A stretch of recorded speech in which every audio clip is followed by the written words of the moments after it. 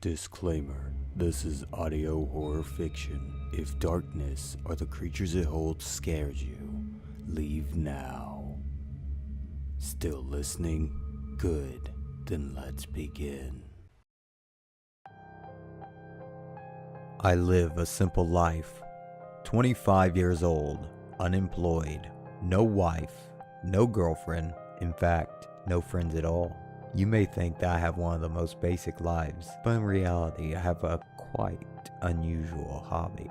I'm standing in the park, waiting for my day to begin. A school bus full of kindergarten students stop near the playground. They play for about an hour or so and then they leave.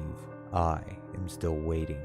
A couple walks by with their 2 dogs. I just keep waiting. About 3 hours pass and I am getting tired, but then I see her. A girl, probably 14 years old, wearing shorts that are about 3 to 4 inches tall. She is all alone. Perfect. I pick up a rock and walk up behind her. Right in the side of the head. She passes out instantly, and I drag her into my van and drive away. When I get to my house, she's already bleeding heavily from her right ear, so I grab a roll of head bandages and wrap her wound. I set her down on my work table and strap her arms and legs to my chains. Her body makes an X shape. I gently rub my hand down her face and whisper in her ear, "Wake up." She awakes and tries to sit up, but the chains hold her back. What the hell? What is this? Where am I?" She was shaky and sounded scared. "Whoa, slow down, girl. One question at a time." I grab a small blade from off of my desk. "Who are you?" She gasps as she feels the cold blade against her face. "Shh, it's okay." I gently rub the blade down her cheek.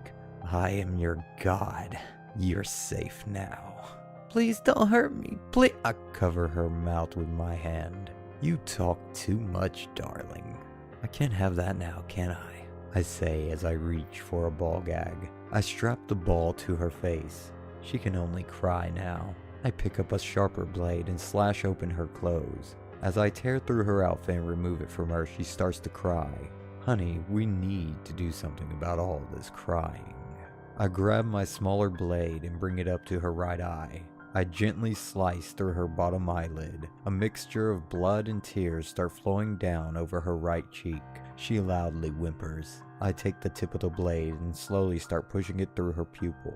Violent, muffled screams come from the girl's mouth and echo through my small house. These sounds excite me, so I stab the blade deep into her eye socket until it's scraping against her skull. I mash the blade around until her eye is nothing more than jelly, and I then repeat the process again with the left eye. This time I was a lot more forceful. Now, to finish up the eyes, I take my lighter and burn the skin around the eyes until it turns dark and crisp. "How does it feel?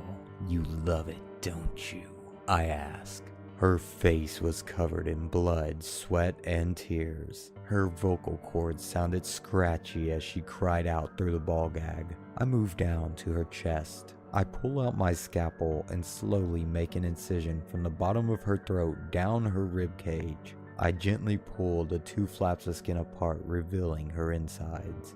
I grab my hammer and turn it around. I place the nail removing side of the hammer between 2 of her ribs and snap the hammer down, breaking 2 of her ribs in half. I grab the breaks in her chest and tear them open. Blood stains my shirt. I spot her lungs. She was choking on her own spit at this point and could no longer cry. I saw her shaky lungs expand and contract. I take a syringe and fill it with boiling hot water. I carefully insert the syringe into her left lung and push out the scalding hot water. She is violently shaking as the water burns the inside of her lung. She can no longer speak or make any noise. I decide to return to her face. I take my trusty scalpel and slice off her lips. The ball gag is no longer necessary, so I remove it from her face. I take my hammer and slam it down into her mouth, her teeth now shattered and her tongue bleeding. I grab my larger knife, stick it in her mouth, and stab it up into the roof of it, and push as far as I can. Blood is now filling the girl's mouth and flowing down her body. I twist the blade around, tearing up this girl's mouth. She's still breathing, still living. I wasn't getting as excited anymore, so I decided to join in on the fun. I slashed the palms of my hands and cut between each finger. It hurt, but in the same way, it felt great. I smeared the blood from my hands down the girl's arms and legs. I then grab a small razor blade. I start from the top of the shoulders and stop at the wrists. A gentle slit down her arm. I go back to the shoulder and slice down again.